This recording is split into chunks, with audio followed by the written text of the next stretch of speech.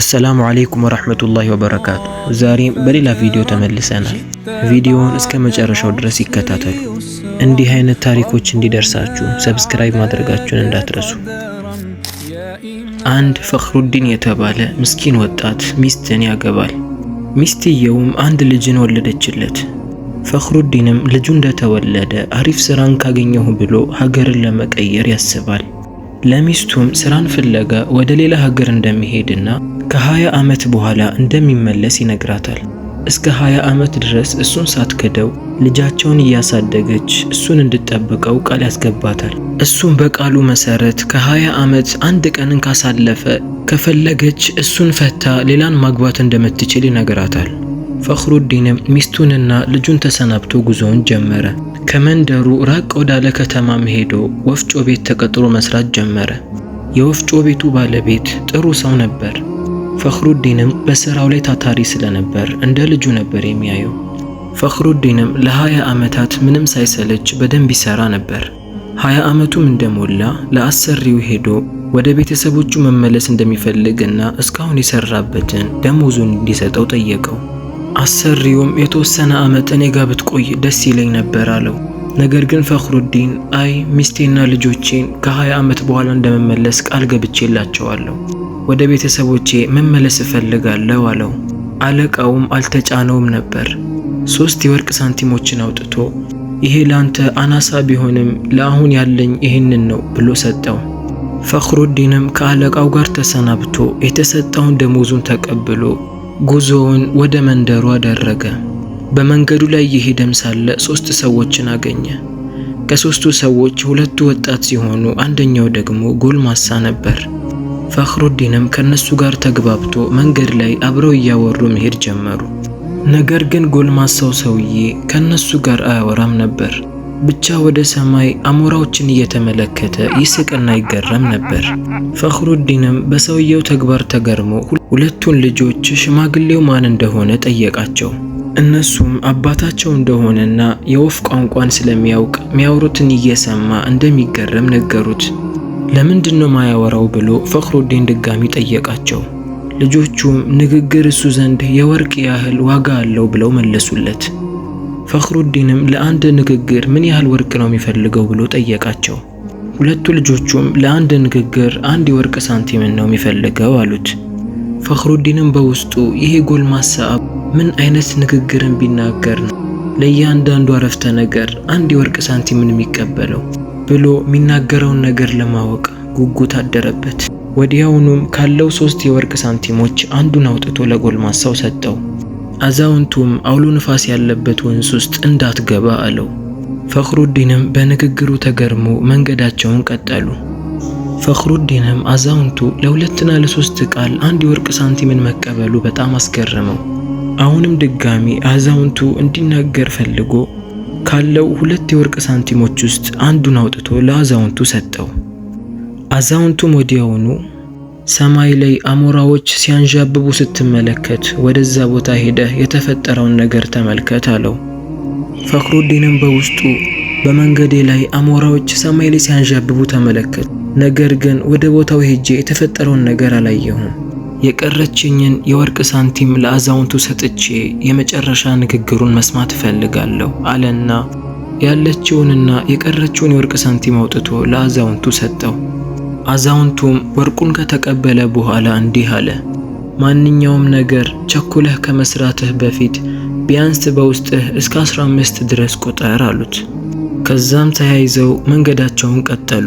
ትንሽ ከተጓዙም በኋላ ፈኽሩዲን 3ቱን ተሰናብቶ ወደ መንደሩ መሄድ ጀመረ። በመንገዱ ላይም እየሄደ ሳለ አንድ ንፋስና አውሎ ንፋስ የበዛበትን ወንዝ አገኘ። የአዛውንቱን ምክር አስታወሰና ወንዙን ሳይሻገር ዳር ላይ ቁጭ ብሎ የያዘውን ስንቅ መብላት ጀመረ። ፈኽሩዲንም እዛው ቁጭ ብሎ ሳለ አንድ ፈረሰኛ ወደሱ ጋር ብቅ አለ። ለምንድነው ወንዙን ማትሻገረው? ለምን ቁጭ አልክ ብሎ ጠየቀው። ፈኽሩዲንም አይ የወንዙ ንፋስ ኃይለኛ ስለሆነ እስኪያባራ እዚሁ ቁጭ እላለሁ አለው። ፈረሰኛው ግን ምን አይነት ሞኝ ሰው ነህ? እንዴት እንደምሻገረው እኔ አሳይሃለሁ አለው። ፈረሰኛውን በድፍረት ወንዝ ውስጥ ገባ። ነገር ግን የወንዙ አውሎ ነፋስ ኃይለኛ ስለነበር ከነፈረሱ ወንዝ ላይ ወደቀ። ሰውየውም ሰምጦ ቀረ። ፈረሱ ግን አጀሉ አልደረሰምና መትረፍ ቻለ። ፈኽሩዲንም ባየው ነገር በጣም ተገረመ። ፈረሱ ላይም ወጣና ወንዙን ለማሻገር ሚያመቸውን ድልድይ መፈለግ ጀመረ። ትንሽ ከተጓዘም በኋላ ወደሱ መንደር የሚያስኬደን አንድ ድልድይን ተመለከተ። በዛ ድልድይ ላይ ማቋረጥ ጀመረ። ትንሽ ከተጓዘም በኋላ ሰማይ ላይ አሞራዎች ሲያንዣብቡ ተመለከተ።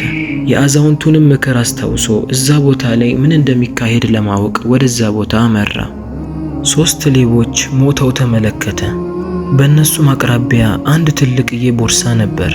ቦርሳውንም ከፍቶ ሲመለከት ብዙ የወርቅ ሳንቲሞች ነበሩት። እኒህ 3 ሰዎች በመንገዳቸው ላይ ከሰው የሰረቁት ነበር። እዚህ ቦታ ላይ ለመከፋፈል ወሰኑ። ነገር ግን እርስ በርሳቸው ባለመግባባታቸው 3ቱም እርስ በርስ ተገዳደሉ። ፈኽሩዲንም የወርቁን ሳንቲም ይዞ መሄድ ጀመረ። ፈኽሩዲንም የአላህ ፍቃድ ሆኖ በሰላም ወደ ቤቱ መመለስ ቻለ። ወደ ቤቱም ቀረብ ብሎ ሲመለከት ሁሉም ነገር እንደ ድሮ ነበር። በሩንም ከፍቶ ወደ ውስጥ ሊገባ አሰበ። ነገር ግን በውስጡ ለ20 ዓመታት ድረስ ቆይቻለሁ። ሚስቴ አሁን ምን እንደምታደርግ በድብቅ መመልከት እፈልጋለሁ አለ። በቤቱም ደጅ ላይ ሆኖ በመስኮት በኩል ወደ ውስጥ መመልከት ጀመረ። ነገር ግን አይኑ ያረፈበት ቦታ በጣም አስገረመው። የሳሎኑ ጠረጴዛ በሚያማምሩና በሚያጓጉ ምግቦች ተሞልተዋል። ወዲያውኑ ሚስቱ ከአንድ ወጣት ልጅ ጋር ተያይዛ ወደ ሳሎን ስትገባ ተመለከታት። ፈኽሩዲንም ይህንን ሲመለከት ከመጀመሪያው የበለጠ ደነገጠ። በውስጡም ይሄ ትልቅ መካድ አይደለምን? እስከ 20 ዓመት ድረስ እኔ ለፍቼ ሰርቼ እስከመጣ ድረስ ሚስቴ ማንንም እንደማታገባ ቃል አልገባችልኝምን? ከሱም ብሶ ከማላቀው ወንድ ጋር በሰላም በእኔ ቤት ውስጥ ትኖራለች? ይሄማ ትልቅ ክደት ነው አለ። ፈኽሩዲንም ፊቱ ወዲያውኑ ተቀያየረ። ባገኘውም ነገር ሁለቱንም ሊጎዳቸው ፈለገ። ነገር ግን ወዲያውኑ አዛውንቱ የመከረውን ምክር አስታወሰ። ማንኛውም ነገር ከመስራትህ በፊት 15 ቁጥር ያለውን አስታወሰ። ፈኽሩዲንም እጁን ተጠቅሞ 1 2 3 እያለ በውስጡ መቁጠር ጀመረ። ፈኽሩዲንም እየቆጠረ ሳለ ሁለቱ ሲያወሩ ይሰማቸዋል። የማያውቀውና እንግዳ የሆነበትም ወጣት እንዲህ አለ። እማዬ ነገ ጉዞ ወጣለሁ። በጉዞዬ ላይም አባቴን እፈልገዋለሁ። ያለ አባት መኖር በጣም ከብዶኛል ይላታል። ከሱም አስከትሎ አባቴ እኛን ከተለየን ስንት ጊዜ ሆነው ይላታል። እናትየው በሐዘን ተሞልታ 20 ዓመት ሆኖታል። እሱ ሲሄድ አንተ ገና የ1 ወር ልጅ ነበር ካለችው። ፈኽሩዲንም ይህንን ሲሰማ በድንጋጤ የማያውቀው ነገር ውርር አደረገው። የማያውቀውና በመጥፎ ያሰበው እንግዳ የሆነበት አካል ለካ ልጁ ነበር። በእልህና በንዴት ተሞልቶ ሊሰራው የነበረው አስቀያሚ ሥራ አዛውንቱ ሰበብ ሆኖት 15 መቁጠሩን ባይጀምር ኖሮ ለዘላለም የማይረሳው ከባድ ቁጭትና ሐዘን ሊሆንበት እንደነበረ አሰበ። ፈኽሩዲንም የአዛውንቱ ንግግር ጭንቅላቱ ላይ ይመላለስበት ጀመር። አላህንም እያመሰገነ ወደ ውስጥ ገብቶ ለ20 ዓመታት የራቃቸውን ሚስቱንና ልጆቹን አገኛቸው። ከታሪኩ ትልቅ ዕውቀትን መውሰድ እንችላለን። ማንኛውም መጥፎ የሆነን ነገር በስሜትና በንዴት ሆነን ከመስራታችን በፊት ቆም ብለን ስለዛ ነገር ማሰብ አለብን። ምክንያቱም በስሜት ሆነን የሰራነውና የተናገርነው ነገር ከባድ ጠባሳ ሊሆንብን ይችላል። ንዴትና ስሜት የሸሮች ሁሉ ክምችት ነው።